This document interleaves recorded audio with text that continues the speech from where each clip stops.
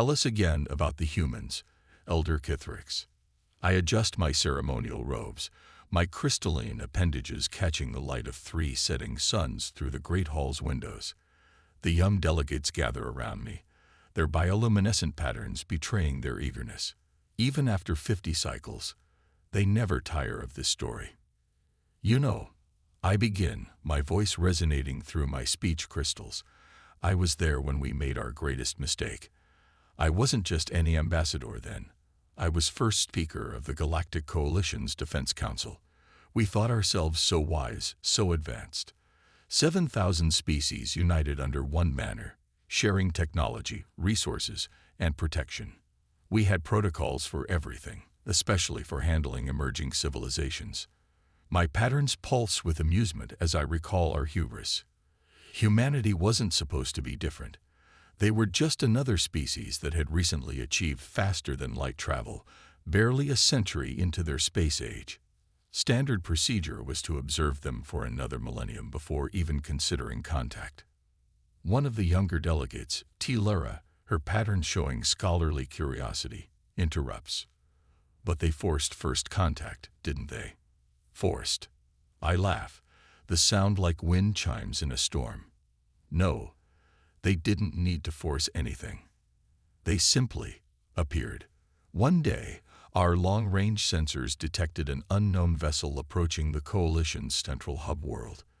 Before our defense fleet could intercept, they'd broadcasted a simple message in perfect Coalition standard. We come seeking dialogue and mutual understanding. Also, your encryption protocols need updating. The younglings' patterns flash with shock. They had already broken our communication security. Indeed, that was our first warning sign, one we tragically ignored. Their ship was unlike anything we'd seen. No visible weapons, no shield generators, just smooth curves and what looked like observation windows. We thought them primitive for such seemingly basic design. We would later learn that everything about their vessel, the ISV Diplomatic Overture, was carefully calculated to appear harmless. My patterns shift to a deeper hue as I continue. The human ambassador, Dr. Sarah Chen, emerged alone. No guards, no weapons, just a small device she called a tablet. She looked so fragile, so vulnerable among our varied species. Some delegates were twice her size, others could kill with a touch. Yet she showed no fear. Their request seemed simple enough. They wanted to join the Coalition's Mutual Defense Treaty. Standard procedure required new species to demonstrate their military capabilities first, a formality we used to classify them into appropriate technology tiers. Usually, this meant watching them proudly display crude nuclear weapons or basic energy beams. My crystalline form trembles slightly at the memory. Dr. Chen smiled. Humans do that by curving their mouths upward, and said they would be happy to demonstrate their capabilities. But they had one condition. They'd wanted to test their technology against our strongest defensive systems. The council chamber erupted in laughter. Imagine this infant species wanting to test themselves against technology we perfected over millennia. Supreme Chancellor Virac actually had to call for order 3 times. We thought ourselves so generous when we agreed to their request. Dr. Chen's response should have been our second warning. She didn't argue, didn't try to prove humanity's worth. She simply nodded and asked, "Would next week be convenient? We'll need to move some equipment into position." We gave them permission to bring one weapons platform to our testing grounds in the Hraxis system. It housed our most advanced defensive technology, planetary shields that could withstand supernova, gravity wells that could trap light itself. We even invited observers from every Coalition species to watch what we assumed would be an amusing display of primitive technology. My patterns darkened with remembered shame. We expected them to arrive with a fleet of ships struggling to transport their best weapon. Instead, 3 days before the scheduled demonstration, a single human vessel appeared in the system. It was smaller than a standard cargo hauler, with Project Lazarus painted on its hull in human script. When we scanned it for weapons, we found nothing that registered as a threat by our standards.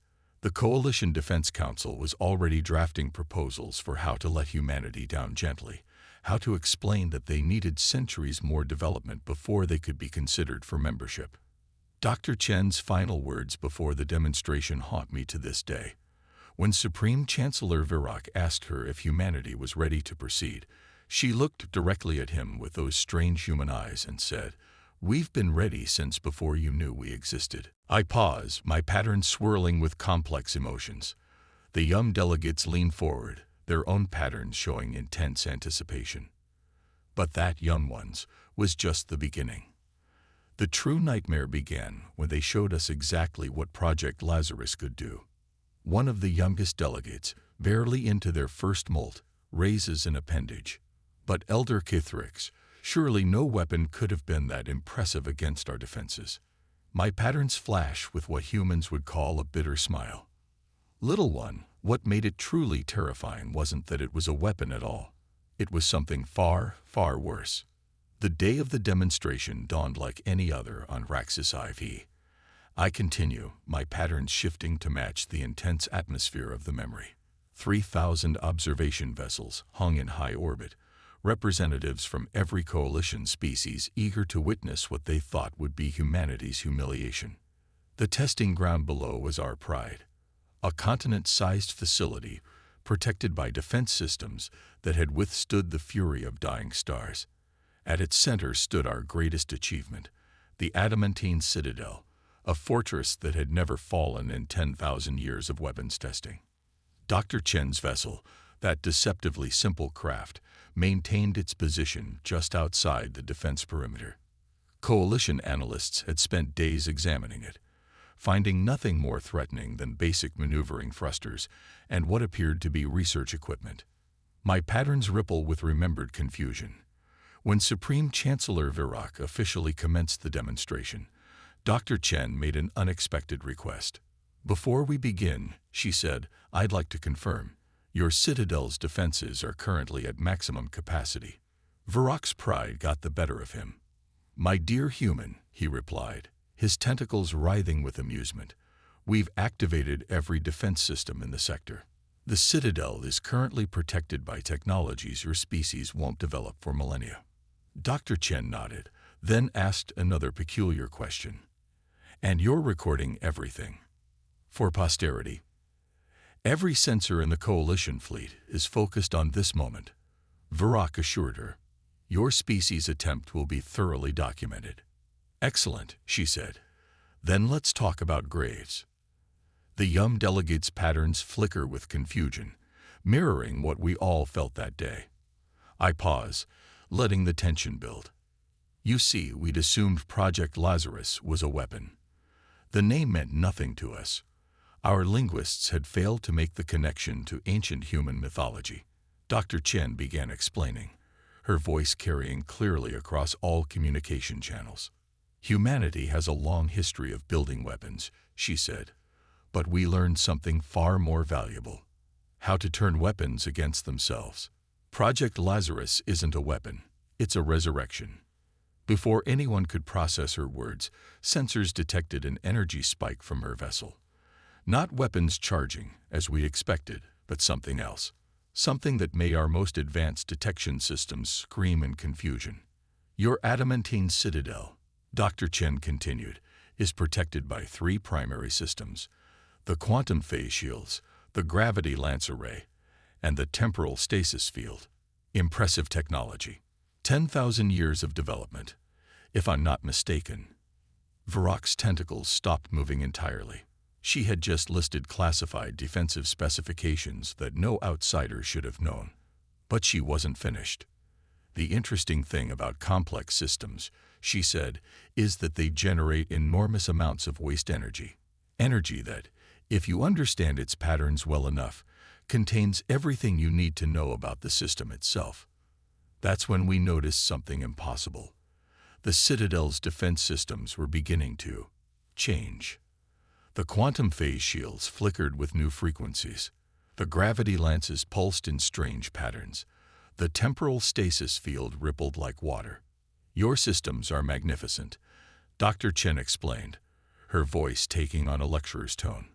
but they leak information.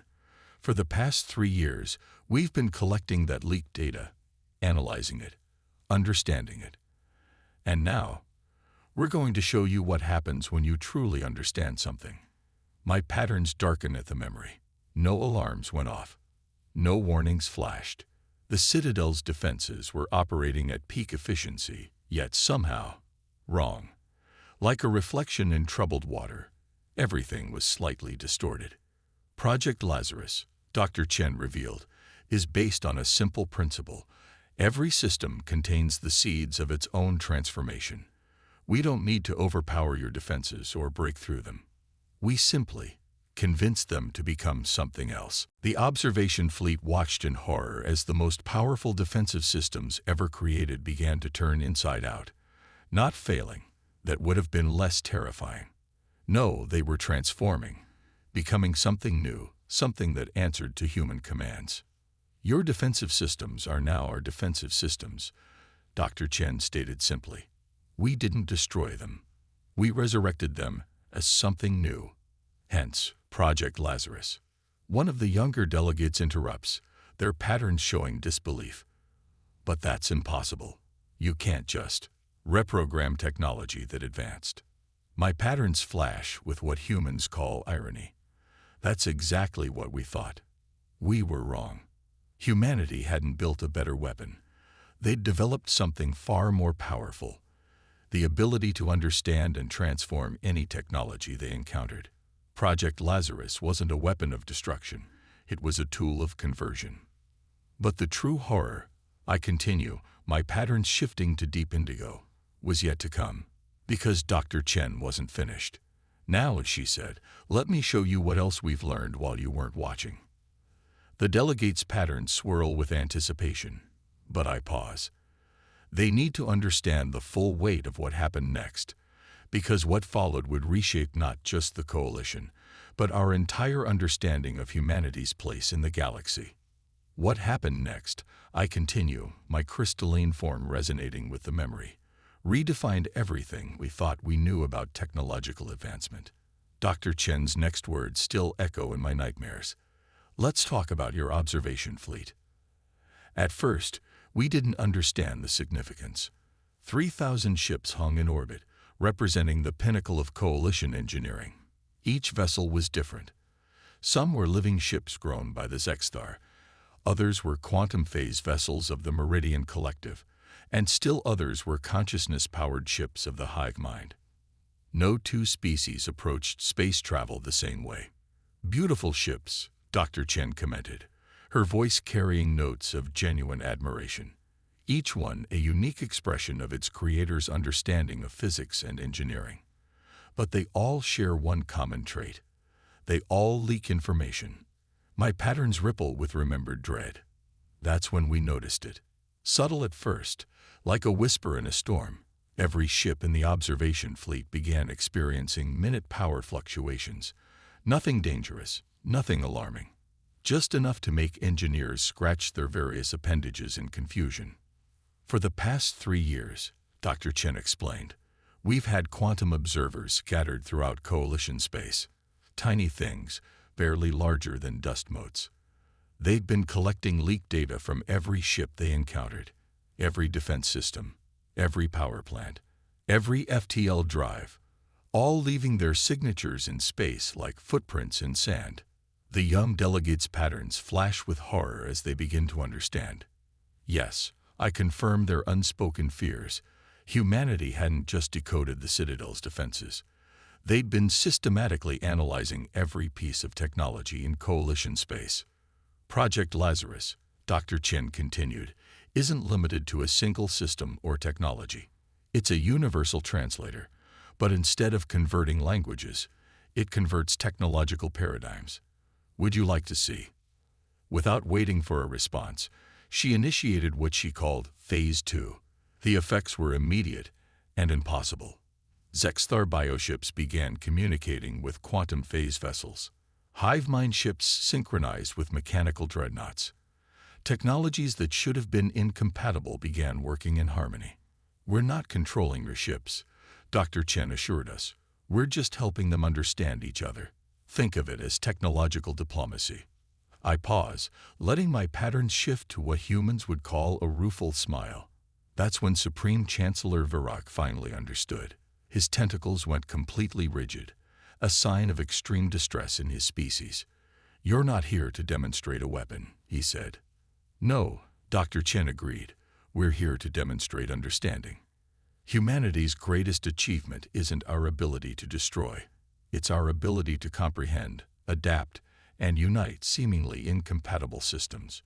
We don't want to fight the coalition. We want to help it grow." The demonstration continued for 6 hours. They showed us how they could take any two incompatible technologies and make them work together. Biological systems merged seamlessly with quantum computers. Ancient chemical rockets interfaced perfectly with consciousness-driven engines. They even showed us how to improve our own technologies using principles we overlooked. One of the delegates raises an appendage. "But surely some species resisted. Surely someone tried to stop them." My patterns darken. Oh, they tried. The Meridian Collective, convinced this was some kind of attack, attempted to engage their quantum weapons. The results? Well, let's just say the humans helped their weapons understand the concept of peace. The entire collective fleet found itself unable to fire. Their weapons transformed into something new, something that refused to cause harm. Violence, Dr. Chen explained while this happened, is often the result of misunderstanding. When systems truly understand each other, conflict becomes unnecessary. By the end of the demonstration, the coalition faced an unprecedented situation. Humanity hadn't just proved themselves advanced enough to join us. They'd proved themselves so far beyond us that our entire classification system became meaningless. But the true masterstroke came in their final revelation.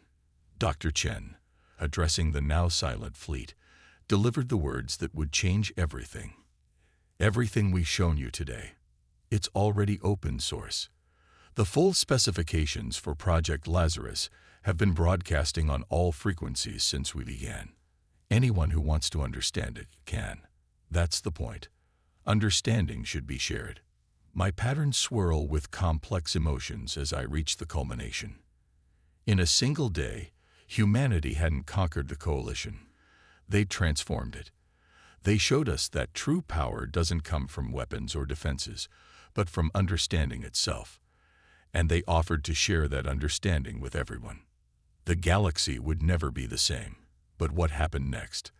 That's where the real story begins. The delegates' patterns pulse with anticipation, knowing that what follows would reshape not just the coalition, but the very nature of galactic civilization itself. My patterns shift to a contemplative hue as I recall the chaos that followed. The days after the demonstration were unprecedented. 7,000 species, each trying to process what they'd witnessed. The coalition's entire power structure had been upended not by force, but by understanding. The first changes came from the younger species. They grasped the implications fastest, perhaps because they had the least to lose. The Virith, barely a century into spaceflight, were the first to successfully implement Project Lazarus principles. Within days, they had their primitive fusion drives working in harmony with borrowed coalition technology. But it was the Swarm Collective that truly showed us what humanity's gift could do. They were a species that existed as billions of tiny insects, each with a fragment of consciousness. Their ships were essentially massive hives, beautiful but limited by their biological nature. 3 weeks after the demonstration, they unveiled what they called a hybrid ship, organic systems working in perfect harmony with quantum technology. Their entire civilization transformed overnight, each tiny drone now able to interface with advanced technology as easily as it communicated with its nestmates. One of the delegates interrupts, their patterns showing confusion. But Elder Kithrix, wasn't the coalition leadership terrified?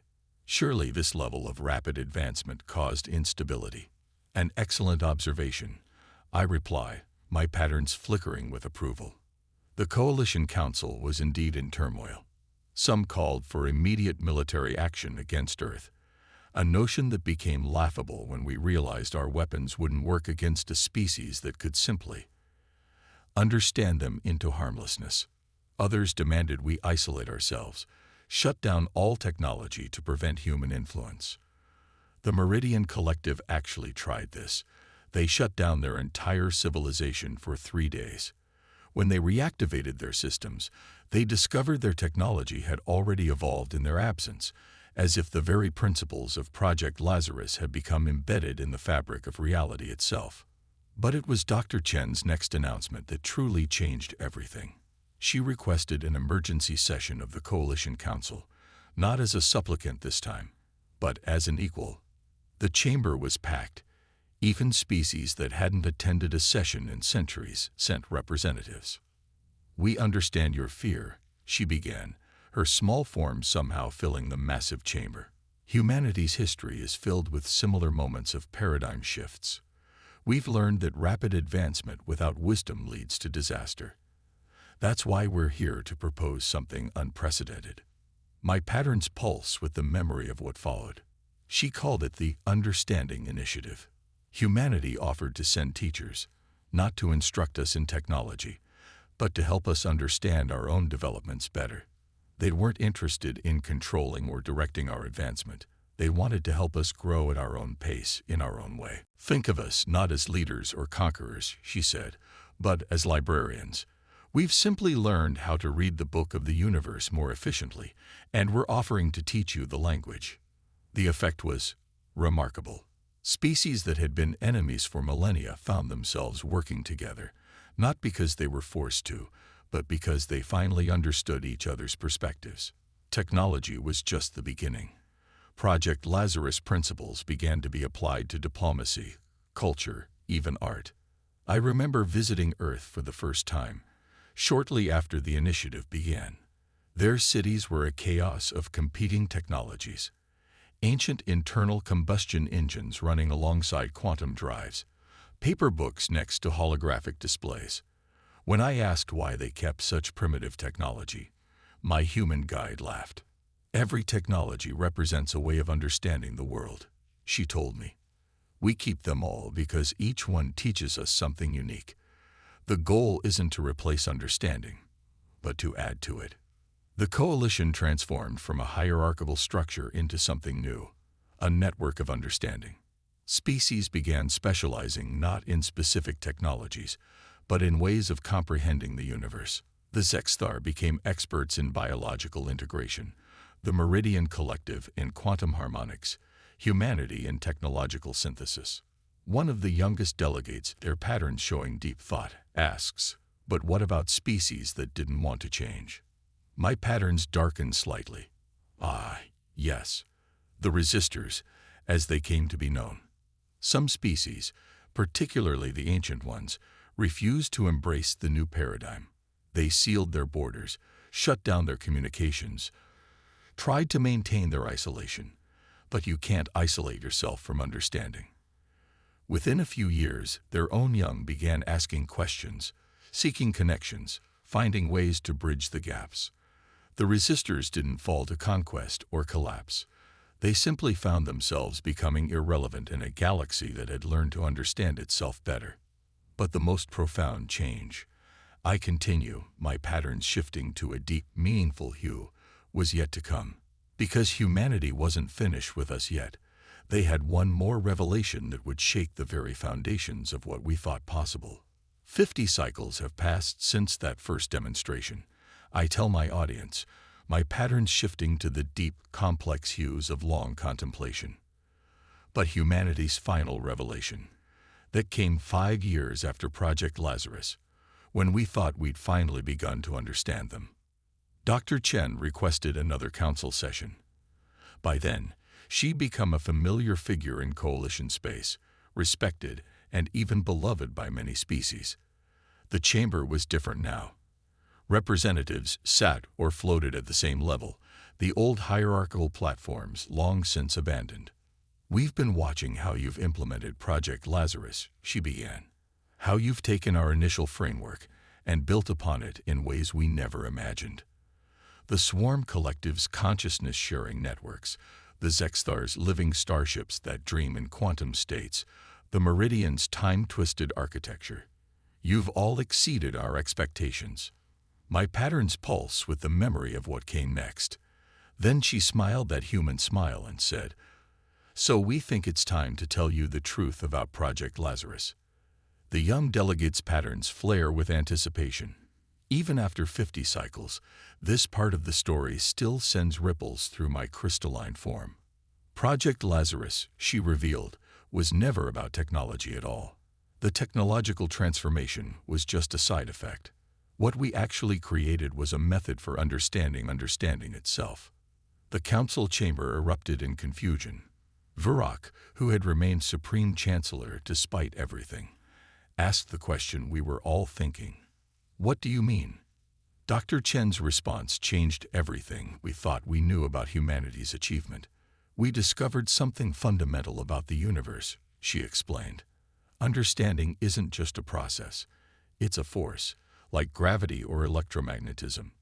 When you truly understand something, you're not just observing it. You're interacting with one of the basic forces of reality." She went on to explain that Project Lazarus wasn't a technology that helped systems understand each other. It was a technology that helped us perceive and manipulate the fundamental force of understanding itself. The technological transformations we'd witnessed were merely the visible effects of shifting understanding patterns at a quantum level. My patterns swirl with complexity as I recall the implications. Think about it. Every major breakthrough in history came not from building something new, but from understanding something in a new way. Humanity hadn't given us new technology. They'd shown us how to see the force that makes all advancement possible.